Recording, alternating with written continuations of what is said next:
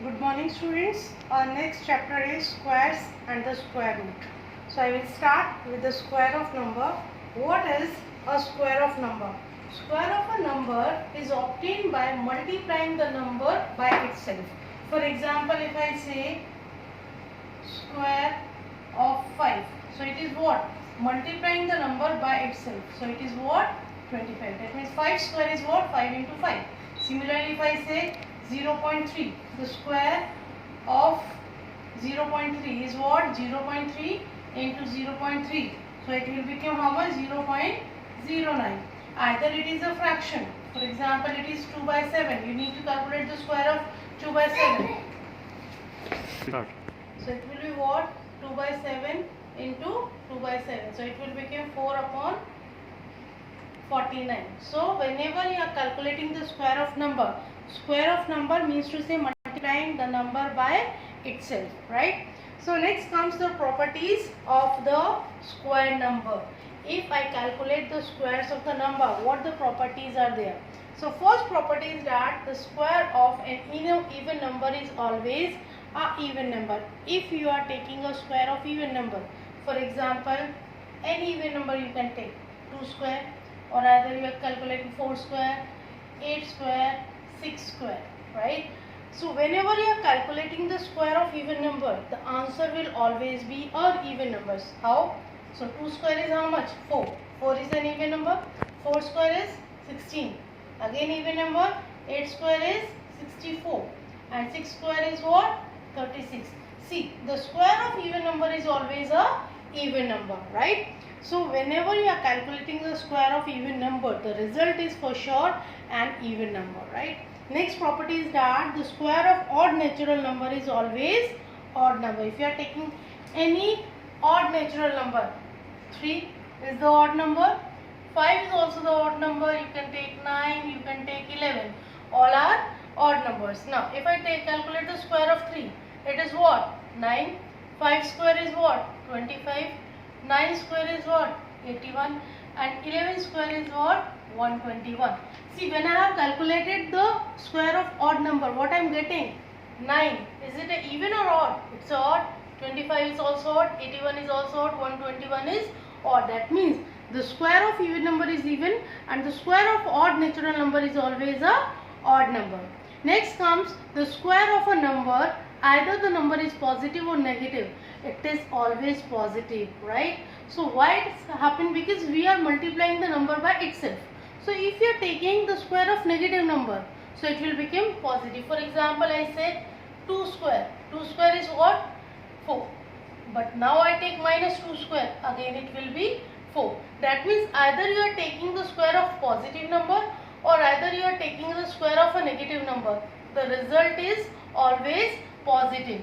So if I say any example, if I am taking 343 square, so answer will be negative or positive? It will be positive because square of any negative number is always a positive number, right?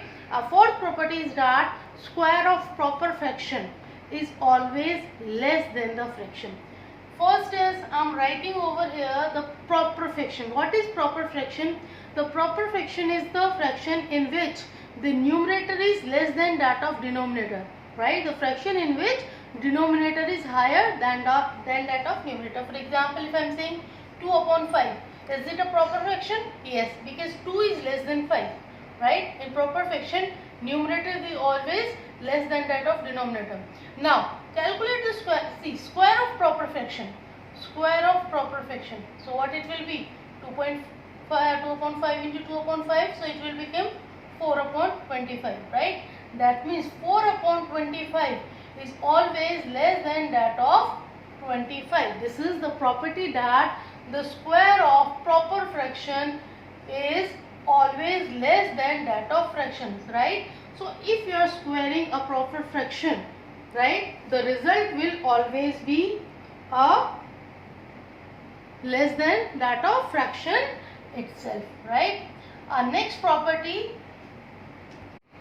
fifth property is that the square of a decimal number between 0 and 1 is less than the number itself. That means if you are taking any number in between 0 and 1, You can take 0.2, 0.3, 0.4, 0.5, 0.6, all are lying in between 0 and 1, right? Now, if you are squaring those number, the number which is less than 1 greater than 0, right? If you are squaring those number, then the result will be always less than the number itself. For example, if I am taking for example 0.3, right? 0.3 is what? Lying in between 0 and 1.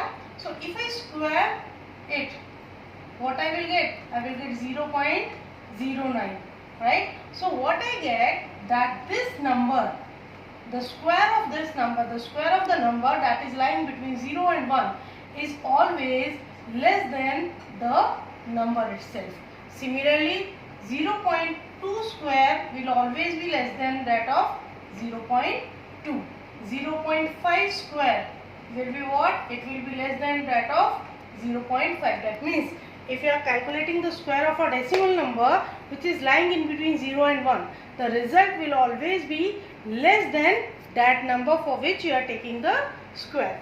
The next property is that the square of decimal number greater than 1 is greater than the number itself. Now, instead of taking in this fifth property, I have taken the number which is lying in between 0 and 1. But now, if I calculate the square of the number which is greater than 1, for example, I calculate 1.2. 1.2 is greater than 1.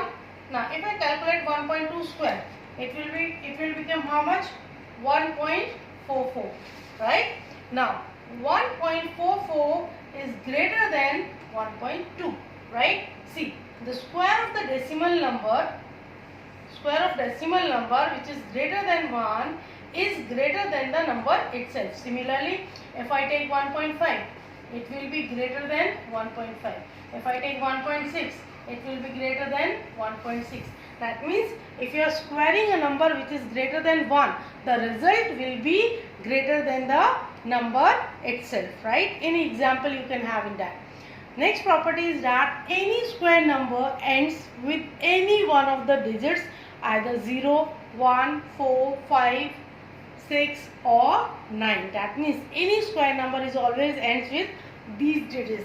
For example, if I check 12 square is how much? 144 ending with 4. If I calculate 5 square, it is what? 25 ending with 5. Even if I calculate 9 square, it is what? 81 ending with 1, right? So 4 square 36 ending with 6. 10 square is 100 ending with 0, right? So what I am seeing, either the square of any number, whatever be the number you are taking, for if I am taking 13 square, I am getting 169, it is ending with the 9. That means square of a number always ends either with 0, with 1, 4, 5, 6 or 9. That means a perfect square number is always having any one of the digits. What does it mean? If a number is ending with 2, 3, 7, right? If a number is ending with 2, 3, 7 and 8, it will not be a perfect square. It is for sure that if a number is ending with 2, 3, 7 and 8, it will not be a perfect square. For example, if I am writing any number 3, 2, 5, 8, right? So, can it be a perfect square? No. Why? It is ending with the 8, right? So, either a number is perfect square or not. How will you check? If the number is perfect, if the number is not a perfect square, in that condition, if the number is ending with 2, 3, 7, 8, then it is for sure that the number is not a perfect square. But if the number is ending with 0, 1, 4, 5, 6 or 9, then it may be perfect square. I am not saying all the numbers which are ending with 0, 1, 4, 5, 6 or 9, that are perfect square. No. But a perfect square is always ends with these digits, right? So, but for sure, if a number is ending with 2, 3, 7 or 8, then it is never a perfect square, right? So, you can take any example. If I say 2, 3, 7, then for sure it is not a perfect square. Why? Because it is ending with 7, right? If I write 3, 4, 3, it is not a perfect square because it is ending with 3. That means if a number ends with any one of the digits, then it is for sure it's not a perfect square. But if a number is ending with any one of the digit, that may be perfect square, right? And for that you need to check either it is or not, right? So our next property is that next rule is about the pattern of the square of the number, right? Now first is that if a number has 1 or 9 in its unit place, then its square has 1 at unit place. For example, if I am taking 1 square, then square of 1 is 1, right? So unit place is 1, so the square of the number is also 1. If I am taking 11 square, it will become 121, right? So again, see, the unit place number is 1, so square is also having 1 in digit. Similarly for the 9, see, 9 square is how much? 81, right? You can take 19 square, again it is how much? It is 361. If you are taking 29 square, the result is how much? It is 841, right? So similarly over here, 21 square will be what? It will be 441. That means if a number is having in its units place 1 or 9, see here it is 1, 1, 1, unit place is 1, and the 9, 9, 9, the unit place is 9. If a number is having 1 or 9 in its units place, then the square of that number will always have 1 in the unit place. See, each one is having 1 at the unit place, right? So this is what, if a number is having 1 or 9 at unit place, then its square will have 1 in its unit place. Second is that if a number has 2 or 8 in its unit place, right? If a number is having 2 or 8 in its units place, then its square will have 4 in units place. For example, 2 square is how much? It is 4, right? Similarly, 12 square is how much? 144. If I say 32 square, 32 square is how much? It is 1024. See, in each sequence when the number has 2, unit place is 2, unit place is 2, unit place is 2. So square of number is having 4 at the unit place. Now check it for 8. 8 square is how much? 64, right? Similarly, 18 square is how much? It is 324, right?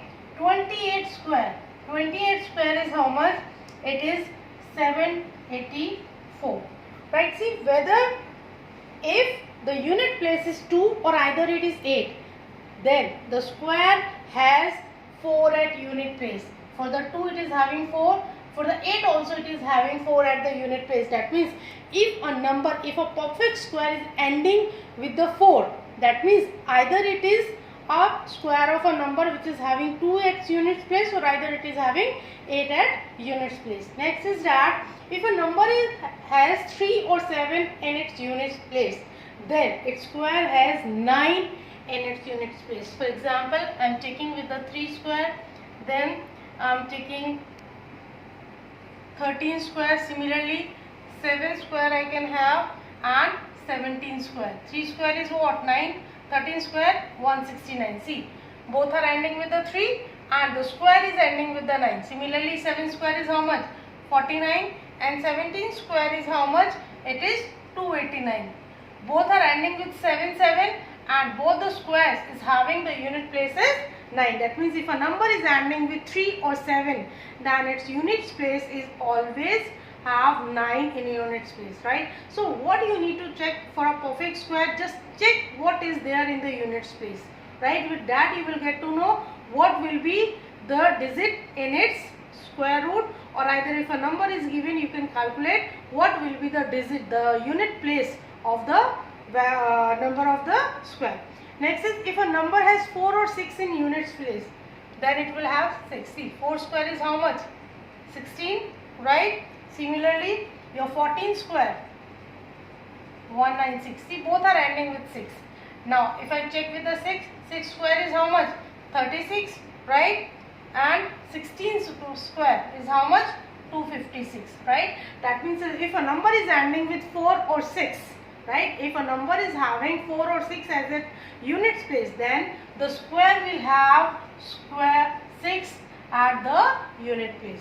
Next is if a number has 5 in units place. Now, for example, 5 square is how much? 25. 15 square is how much? 225, right? 25 square is how much? It is 625. See, each one is adding with the 5 and the square of the number is also having 5 at unit place, right? So, next is if a number has 1 0 in its unit place, it will have 2 0 in its square. If a number is having 2 0, then the square will have 4 0. That means a square of a number which is having 0 will always have the even number of zeros. See, 10 square is how much? 100. 2 zeros. 100 square, it is having 2 zeros. So, 100 square will be how much? It will have 4 zeros, right? So, that means 1000. It can't be a perfect square. Why? Because the number of zeros are odd. In a perfect square, the number of zeros should always be even, right? For example, so over here 2 zeros are there, that means it is a square of 10. 4 zeros are there, so it will be the square of 2 zeros, right? So how much the number of zeros are in their number, the square will have the twice of the zeros, right? So with this you will follow the properties of the square.